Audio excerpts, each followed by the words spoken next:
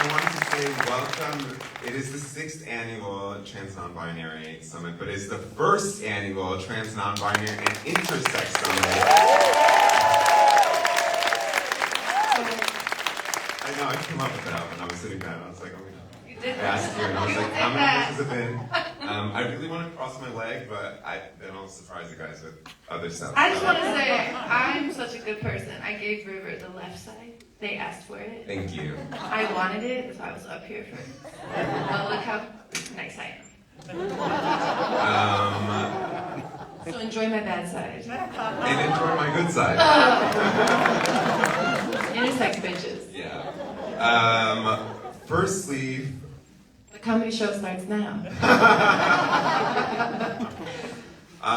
Pidge, as Kieran said, came last minute because of unforeseen events with Tatenda, but it's so moving actually that you've come, because the reason I and many people in kind of like post-social media era intersex culture and community have found out they were intersex were through your videos and through your BuzzFeed video that, you know, and all the content that you put out, like, because of you, I mean, I stand on your shoulders, and don't cry.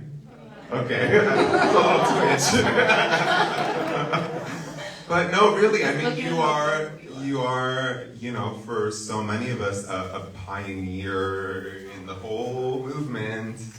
And so that bears saying that, I mean, I know a lot of you probably saw my film Pony Boy, and in the...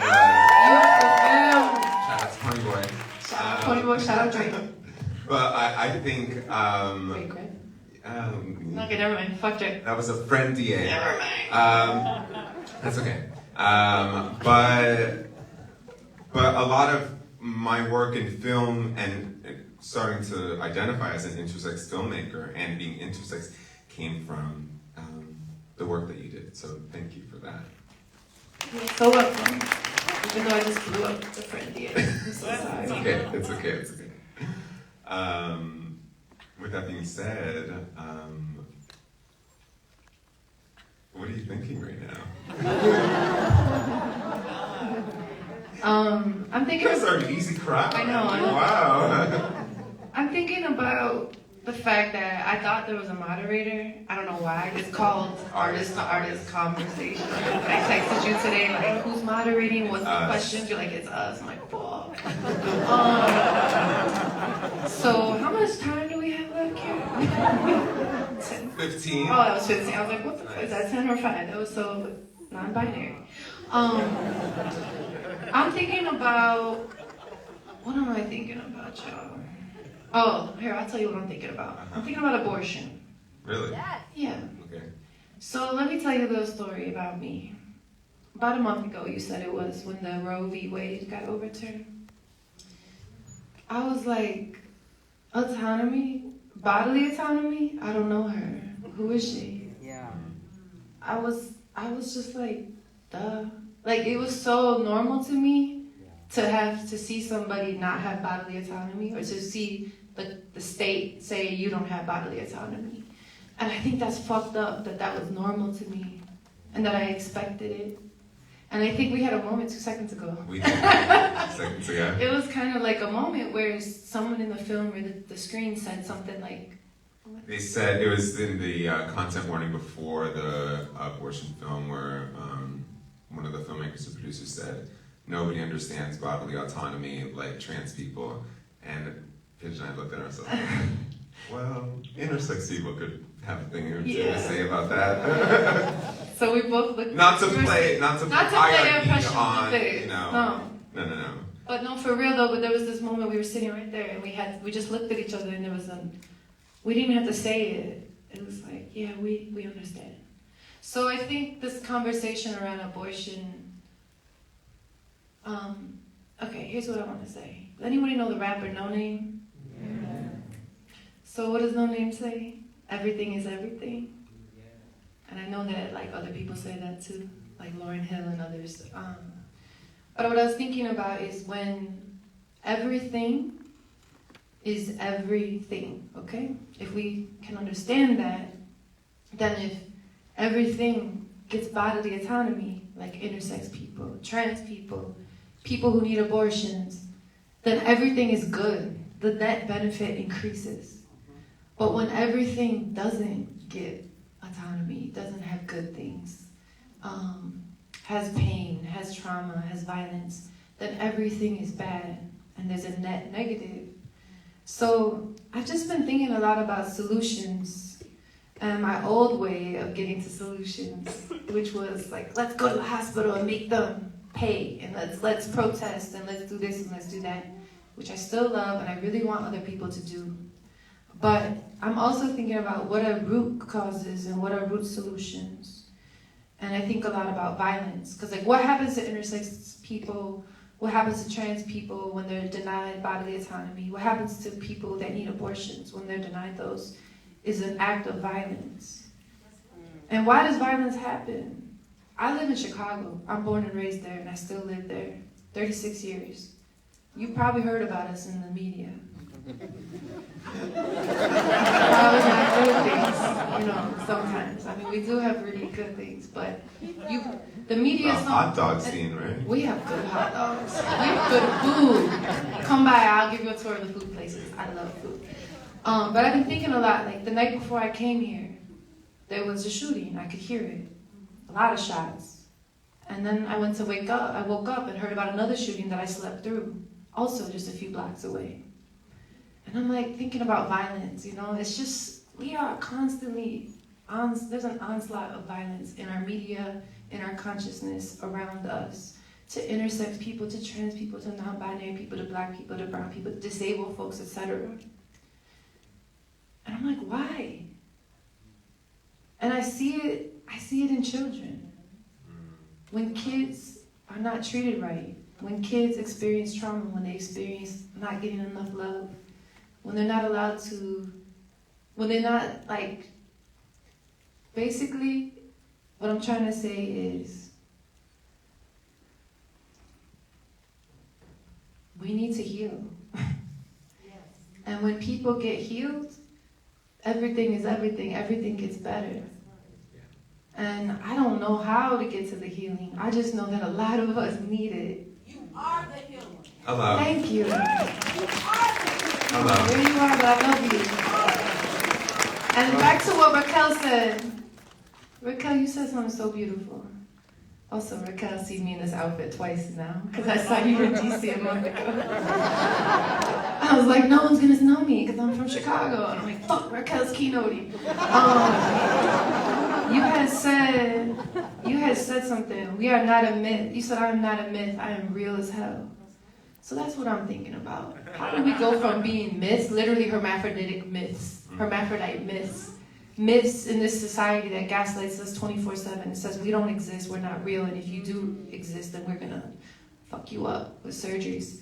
How do we go from that to being real? Real as hell. And that's what I think media and representation, that's where that comes in. Yeah.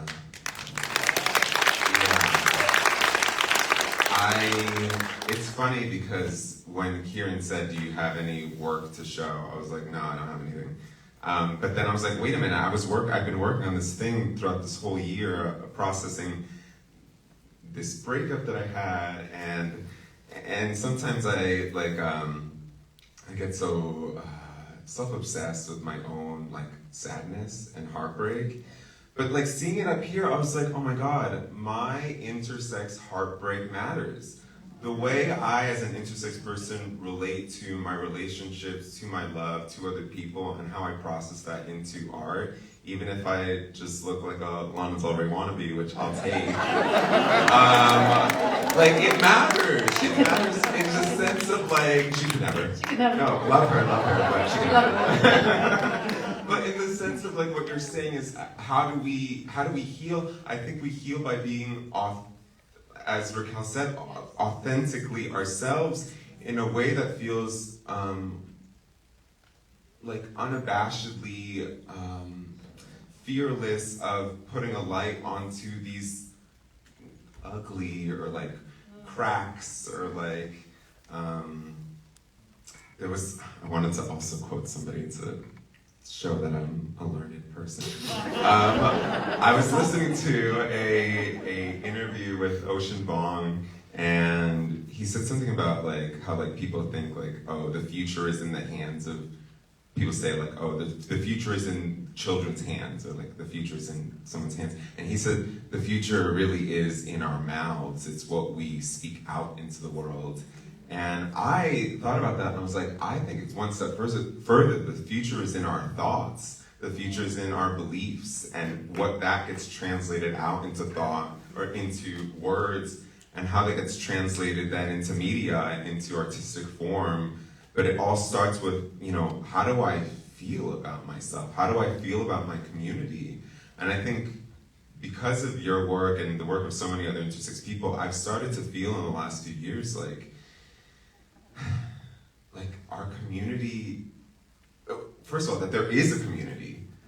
Because at first there was the absence of, and I think that's what a lot of intersex people, but also probably trans and non-binary people feel too. But for intersex people, there isn't a special, the underlinement of invisibility is really prominent. So much so that like I often posit the question of what is intersex culture? Like, I don't know, because it doesn't really exist. But it's happening right now, like, you know, with this and us here. And I don't know, I just think about, what does it mean to transition from invisible to visible? From myth to real as fuck. Meeting right now in Niagara Falls Yes. at a support group conference. Yes. They posted a video today or yesterday. They're at the Niagara Falls. I've never wanted to go. I'm like, who cares? Falling water. Then I see this video and I'm like, I want to be there. There's like mist, and there was a rainbow in the mist, and there was like 30 intersex people with like this plastic ponchos on, and they're blowing in their face, and they're just like, ah. And I looked at their necks, and they had like, what are those lanyards? Yeah. They had lanyards on with the yellow with the purple circles for the intersex flag. My first support group, I went to that same support group, maybe I was, it was like 15 years ago. They hid the fact that it was an intersex support group. It said women's support group on the name tags. And when we went into the meeting rooms, they closed, they had those shutters, those wooden kinds. They closed them so nobody could hear what we were talking about. Because we were so scared. I wasn't. I mean, I don't even know. I wasn't even out yet, but I didn't know if I was scared yet or not. I was still figuring everything out. But I had learned to become scared. I absorbed the fear of being out and intersex. And to see 15 years later, which I think is really thanks to representation in media. Because I think that we learn as humans how to be from stories in media. And of course the people around us. But where do the people around us learn how to be? Stories in media. I think it's like a chicken and an egg thing. You never know what starts the other and what creates the other. But it's cyclical. So thank God for stories in media. Because 15 years later, there's intersex people who are just proudly intersex right now at Niagara Falls, like today. And there's a freaking rainbow because God has like blessed the queers. And also two intersex people on a stage right now in Los Angeles. On the other side of the country. Because that's the other side of the spectrum. Hollywood. Hello. But you know what? I looked. You saw me. I think it was you laughing at me, or it was Andre. I was looking up the word media. Oh, yeah. I looked up pictures like preparing what we were going to say, and I was like, I'm so nervous. You Googling media? What's the definition of media? Because we're talking about representation in media. And representation was kind of boring. So I'm like, let me look up the word media, which is what I do when I'm nervous. I look up the 2 damn words of everything. Definition. Definitions. I'm always like, let me start there. You know, that's poignant though. Like, what do labels and words, like, what are their actual Yes, essences? I love the etymology. You know what I mean? And essence actually isn't. Yeah. Anyways, I'm not But but that is a anyway, definition of we representation. have- Okay. So I want to say that one of the definitions of media, which comes from the root word medium, I found out, is go between, intermediary, between, and also between earthly and the spirit world. You've heard of mediums, right? They go between. Wow. Go between, in between. We Wow. inter. I say the word medium in my You poem. did. I did say that. I know. All the movies and the poems was like, oh, so good today. All going into my notes. And I want to say that you were touching on this. This is the last thing I'll say is that growing up an intersex kid, nothing. There is nothing out there to say I exist, to say that we exist. Nothing. There's nothing. There's literally, you guys talk about crumbs, we ain't even got crumbs. Nothing. And so I think one of the ways to kill people, to kill their spirit, to kill their soul, to kill a community, is by isolating them.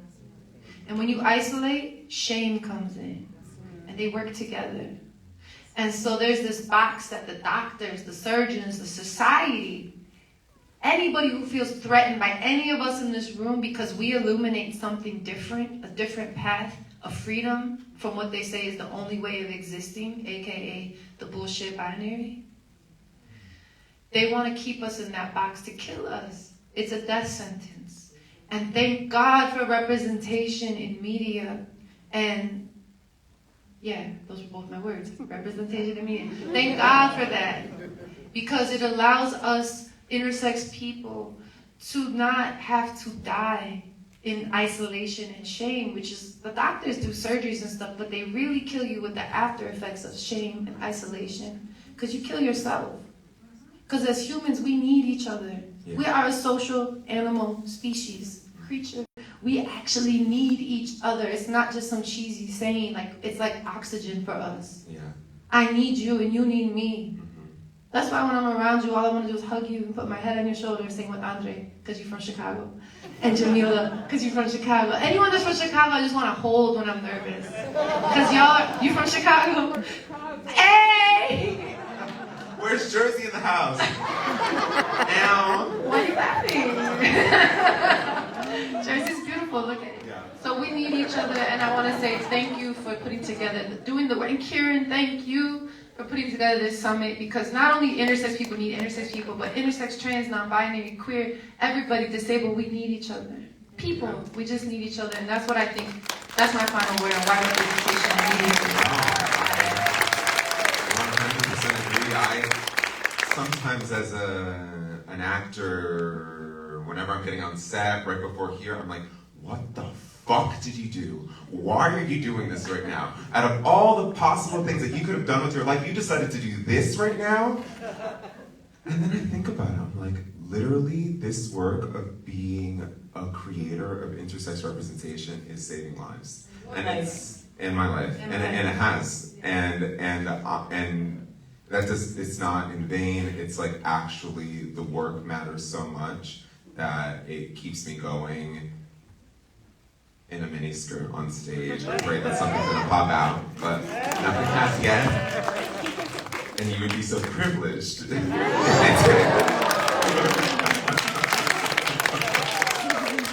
So, do you need like funding for your film, or what you out here getting? Oh, we're good. We're You're good. Okay. We're moving forward with the film, and this one is going to turn into a feature. No. Oh, so this is just Pony a Boy. clip of a poetry book that I'm writing with a visual album that I'm doing on the side. Because I was like, I'm a girl that has a lot of feelings, and I need to process them. Yes, Lana. I mean. Yeah. Thank you. And how's the book? How much time we have left? We have no time. One. We got. So the book, also media. I found out today in my research. I'm writing a book, girl. Like you said, the revisions and the editor, just more and more and more. I'm like, okay, well then why don't you put a therapist right next to me, a really highly paid one that lives with me, because you guys want these stories, right? But they're killing me sometimes to put on the paper. My book's going good. All things. I'm really drowning in it, so I hope you guys like it. It should come out soon next year. But what I want to say is also that film you just saw, A Normal Girl, is a short. It's like another 10 minutes if you want to see it. Like, I don't know how. Hit me up. Absolutely see it. But I got an update about it. We got a thing called a fellowship or something. We got money. So the director is doing something like not. Okay, what's she doing? I wrote it. Oh, I took a picture. One second, yeah. Okay, the project received a development fellowship from National Endowment of the Humanities and Association of TBS. We're going to plan to make it a feature with focus on surgery And I hope to be done in 2023 with a release in 2024, but we do need more funding. So please, my email, or just Google me, Pigeon Pagonis, I'm in the booklet. Please tell me you want to help if you're like a producer, or I don't know, all the things, editor, music, designer, whatever. Please hit me up, please, please, please. And I also have another film that I need to release. It's an older film I showed you a long time ago. Please hit me up. That's that. Pigeon Pagonis, please give me your money. Thank you. Your time. Thank you.